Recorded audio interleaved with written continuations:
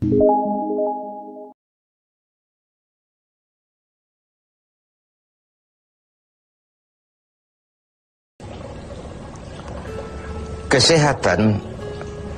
adalah modal paling utama dalam hidup ini.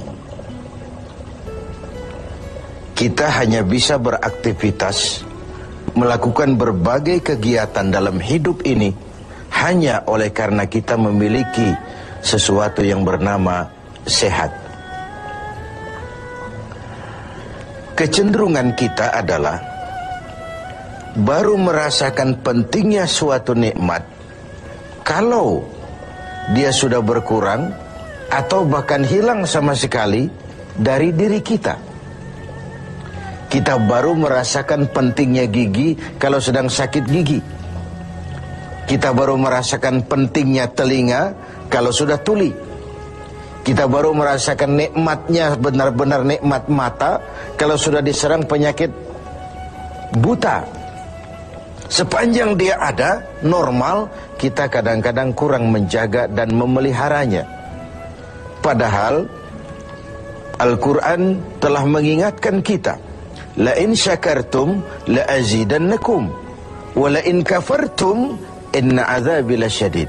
Kalau kamu pandai bersyukur dalam artian menjaga nikmat, menjaga karunia yang diberikan Allah kepadamu, aku akan tambah nikmat itu kepadamu. Tapi kalau kamu ingkar, kamu tidak pandai bersyukur, kamu tidak pandai menjaga dan memelihara nikmat itu, awas, azabku itu akan pedih adanya. Begitulah.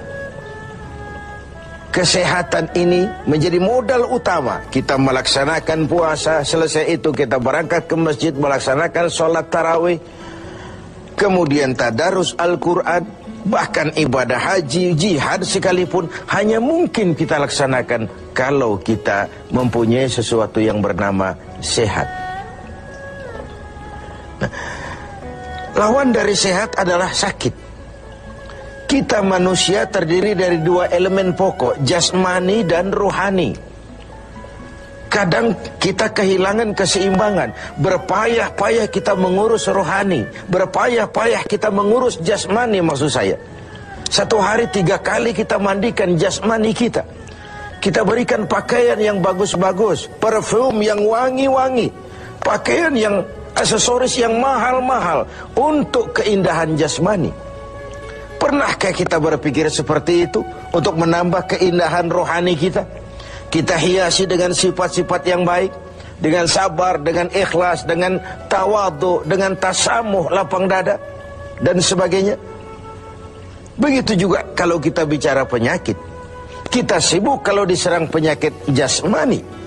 Tetapi sesibuk itukah kalau rohani kita yang diserang penyakit? Al-Imam Al-Ghazali membagi penyakit itu dalam 2 macam. Pertama penyakit zahir, dan yang kedua penyakit batin, penyakit rohani. Apa perbedaan dari kedua penyakit ini? Yang pertama, penyakit zahir banyak dokternya. Apalagi di zaman spesialisasi sekarang ini, tinggal cari saja dokter ahlinya. Penyakit jantung ada dokternya, liver ada dokternya, paru-paru ada dokternya, ginjal ada dokternya, kulit ada dokternya. Penyakit zahir banyak sekali dokternya. Tapi penyakit batin, dokternya hanya agama dan kemauan yang kuat dari orang yang punya penyakit itu untuk mengobati diri. Sulit cari dokter yang bisa mengobati penyakit sombong, cari dokter yang bisa mengobati penyakit kikir, cari dokter yang bisa mengobati penyakit angkuh, sombong, bakhil.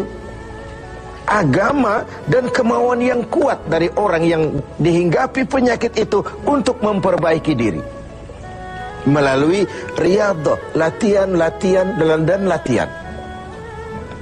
Yang kedua, kata Al-Ghazali, perbedaannya ini aneh. Penyakit zahir, yang empunya penyakit lebih tahu dari orang lain.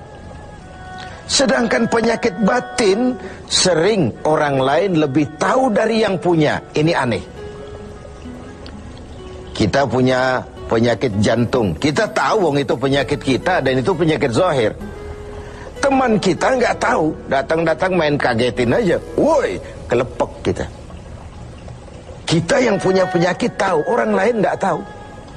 Tapi kalau penyakit batin ini aneh, orang lain sering lebih tahu dari yang punya. Kalau kita sombong, kita sering tidak merasa, kita anggap sikap kita wajar saja. Kalau kita diserang penyakit pelit, kita tidak merasa, kita anggap wajar saja. Kalau kita diserang penyakit hasud, kita anggap wajar saja. Orang lain yang tahu. Karena itu sahabat Umar bin Khattab radhiyallahu an kerap kali kalau berkumpul dengan sahabat sering kali bertanya, kau lihat saya sombong apa tidak? Kau lihat saya pelit apa tidak?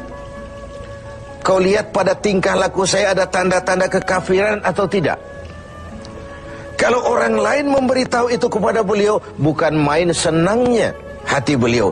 Tidak jarang yang memberitahu itu diberikan hadiah oleh beliau. Ini bedanya kita dengan Sayyidina Umar. Kita diberitahu orang marah, bukan main. Kenapa gue lo urusin, diri lo aja beresin.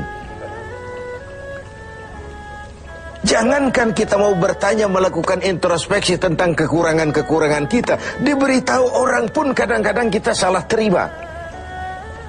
Inilah penyakit batin itu. Dan yang ketiga, ini yang paling dahsyat.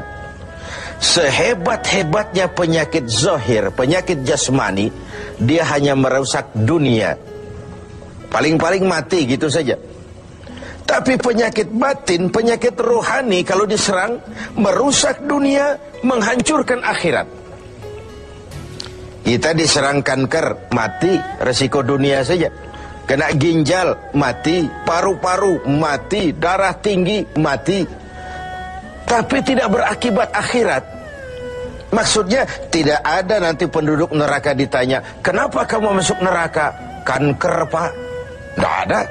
Kenapa kamu masuk neraka? Tumor, Pak. Juga tidak. Yang menyebabkan masuk neraka itu penyakit rohani. Jadi kata Al-Ghazali, penyakit rohani itu kalau diserangnya kita, rusaklah dunia, hancurlah akhirat. Kita diserang penyakit sombong, di dunia dikucilkan dari pergaulan, di akhirat jelas juga tempatnya. Kita diserang penyakit kikir bin pelit. Di dunia siapa yang mau bergaul dengan orang pelit? Walaupun kita sendiri kadang-kadang pelit. Tapi di akhirat juga tempatnya jelas. Hasud, iri hati, menggeragoti amal sendiri. Di dunia kita sulit hidup karena senang lihat orang susah atau susah lihat orang senang. Itu kan tandanya hasud itu, iri, dengki. Lihat orang susah, senang. Lihat orang senang, susah. Di dunia saja sudah susah hidup, susah gemuk. Di akhirat jelas juga tempatnya. Karena itu kata Al-Ghazali, heran saya ini.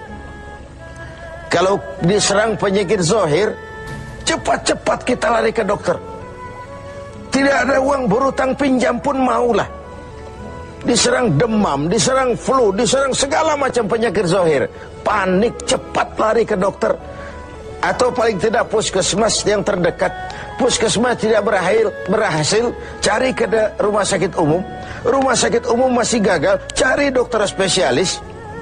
Tidak ada ongkos, jual apa yang bisa dijual, karena kita tidak kepengen diserang penyakit jasmani. Tapi kalau diserang penyakit rohani, kata Al-Ghazali, kita sering tenang-tenang saja. Padahal diserang penyakit rohani itu celaka dunia, hancur akhirat kita. Sehingga beliau menghimbau, kalau kita begitu bersungguh-sungguh mengobati penyakit jasmani yang kalau diserang hanya merusak kehidupan dunia, betapa kita tidak akan lebih bersungguh-sungguh mencari obat penangkal penyakit yang kalau diserangnya kita, rusaklah dunia, hancur jugalah akhirat kelak.